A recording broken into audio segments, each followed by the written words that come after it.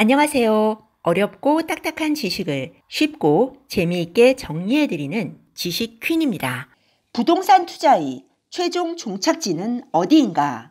강남 아파트를 살 기회는 계속 온다. 서울 아파트를 사는 것은 시간에 베팅하는 것과 같다. 여러분은 부동산 투자가 뭐라고 생각하시나요? 여기서 부동산 투자란 시세 차익을 올리기 위한 것만 아니라 실거주집을 사는 행위를 포함합니다. 사는 집을 투자 대상으로 보면 안 된다는 사람들도 있습니다. 하지만 우리나라 국민들이 자산의 대부분이 다 집에 묶여 있고 평생 구입하는 재화 중 가장 비싸므로 당연히 투자로 봐야 합니다. 저는 성공한 부동산 투자란 좋은 부동산을 싸게 사는 것이라고 생각합니다. 그렇다면 좋은 부동산이라는 것은 무엇을 말할까요?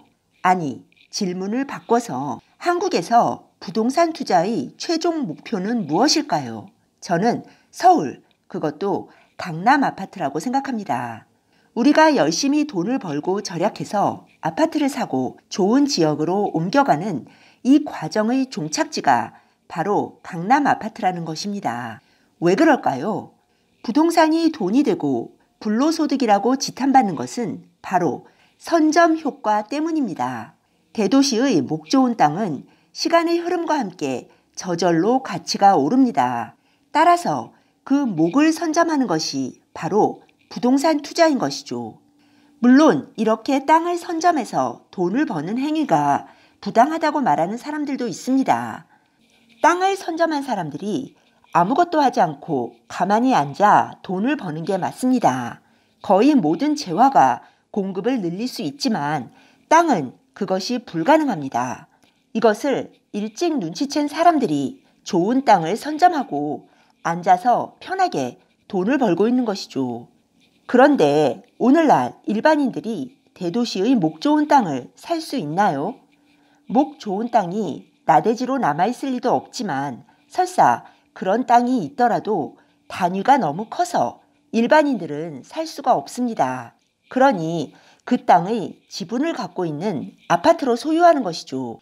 아파트는 사용가치, 즉 전세가가 높고 물가 상승과 함께 전세가도 매년 오르기 때문에 소유자의 보유 부담을 크게 줄여줍니다.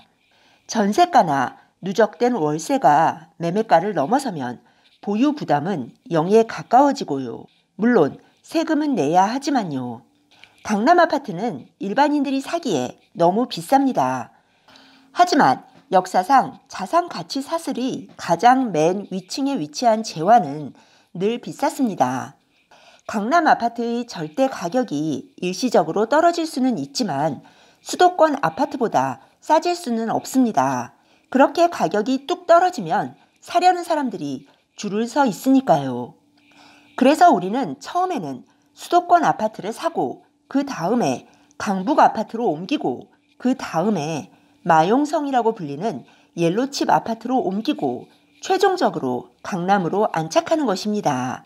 단계적으로 상향 이동해서 최종 종착지인 강남 아파트에 도달할 때까지요. 10년이면 강산도 변한다고 하지만 부동산에서는 다릅니다. 입지는 잘 바뀌지 않습니다. 뉴욕은 100년 전에도 경제 중심지였고 비쌌습니다. 서울은 무려 500년이 넘는 동안 경제 중심지였고 계속 비쌌죠. 입지는 잘 바뀌지 않을 뿐 아니라 시간이 흐를수록 상위 입지와 하위 입지 간의 격차는 더 벌어집니다. 시기에 따라 새로운 도시가 개발되고 어느 지역에 개발 호재가 터져서 부동산 가격이 크게 오를 수는 있습니다. 하지만 길게 보면 결국 가장 많이 오르는 것은 역시 강남 부동산입니다. 마치 장기적으로 보면 주식시장에서 시총 1위 주식이 가장 안정적으로 많이 오르는 것처럼요. 그렇다면 돈이 없는 사람이 강남 아파트를 손에 넣으려면 어떻게 해야 할까요? 절대적인 가격보다는 상대적인 가격에 집중해야 하고 특정 타이밍을 노릴 수밖에 없습니다. 다른 곳에서 돈을 벌고 있다가 강남 아파트가 다른 곳에 비해 상대적으로 싸지는 타이밍에 진입해야 한다는 뜻입니다. 그런 타이밍이 언제일까요?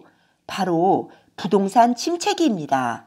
절대 가격이 떨어지기 때문에 좋은 자산과 좋지 않은 자산의 차이도 줄어듭니다.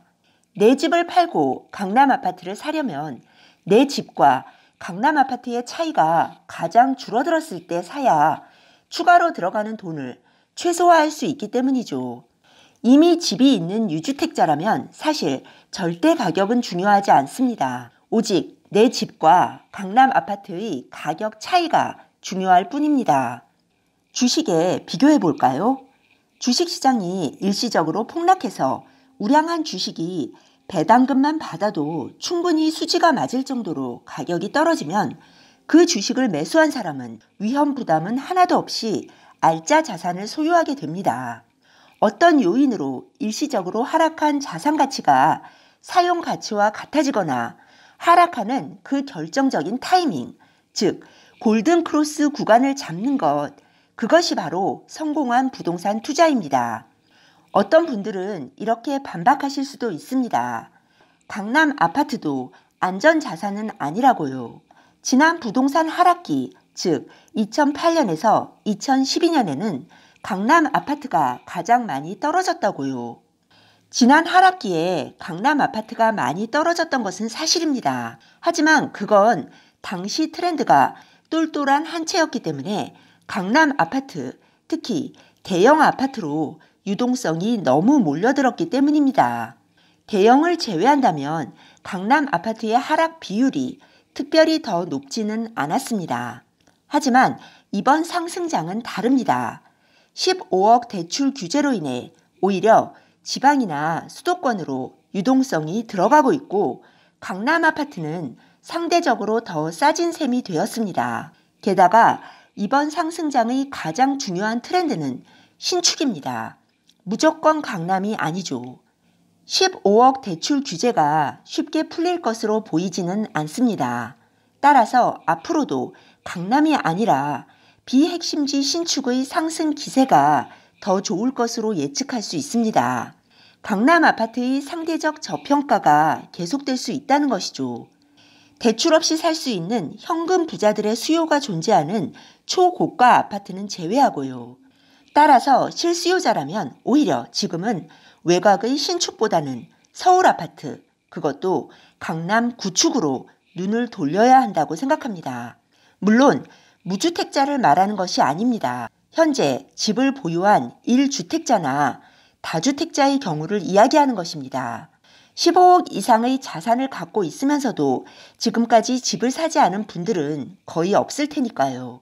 또한 지금 강남 아파트를 투자 목적으로 접근하기에도 적절하지 않습니다. 세금이 너무 많아서 1주택 실수요가 아니면 남는 게 없습니다. 지난 부동산 상승기에도 후반부로 갈수록 신도시 아파트의 기세가 강했습니다. 하지만 하락기가 시작되면서 상황은 역전됐습니다.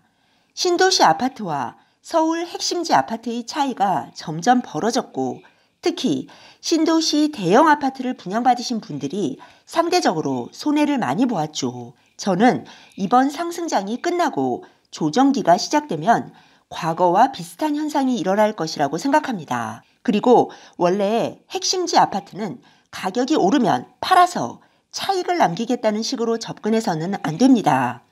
강남을 포함한 핵심지 아파트는 내 자산을 안전하게 보관하는 그릇일 뿐입니다. 팔아서 현금을 손에 쥔다면 강남 아파트보다 더 안정적으로 오르는 자산을 살 수 있을까요? 아니죠. 오히려 더 못한 자산을 사서 손해를 볼 가능성이 높습니다. 게다가 다른 자산을 샀다가 나중에 강남 아파트로 옮겨오려면 전보다 훨씬 높은 비용을 치러야 합니다. 그러니 실수요자라면 요지의 부동산은 절대로 팔지 않아야 합니다. 가치가 보존되는 핵심 지역에 작은 지분을 갖고 있다고 생각하고 끝까지 보유해야 합니다. 우리가 타이밍을 보는 건 조금 더 유리한 시기에 진입하기 위해서입니다. 그리고 기간을 길게 보면 절대 가격이 크게 낮아지는 시기도 간혹 있습니다. 한국의 경우에도 2번 정도 그런 시기가 있었습니다. 바로 1997년 IMF 외환 위기와 2008년 서브프라임 금융위기였습니다. 하지만 이런 큰 위기는 주로 외부 요인에 의해 발생하기 때문에 우리가 예측하고 기다릴 수 없습니다. 우리가 할 수 있는 건 항상 관심을 갖고 있다가 핵심 자산이 상대적으로 저렴해졌을 때 더 좋은 자산으로 갈아타기를 하는 것 뿐입니다. 결국 한국 사회에서 보통 사람들이 해야 할 재테크의 방향은 분명합니다. 되도록 빨리 내 집을 마련하고 적절한 시기에 상급지 아파트로 이동하는 겁니다. 그리고 이 과정의 최종 목적지는 바로 강남 아파트입니다. 네, 오늘 들려드린 내용이 도움이 되셨다면 구독 버튼, 좋아요 버튼 꾹 눌러주세요. 그리고 알람 버튼도 꾹 눌러주세요. 지식퀸의 새 영상이 올라오면 제일 먼저 받아보실 수 있습니다. 감사합니다. 다음에 또 만나요.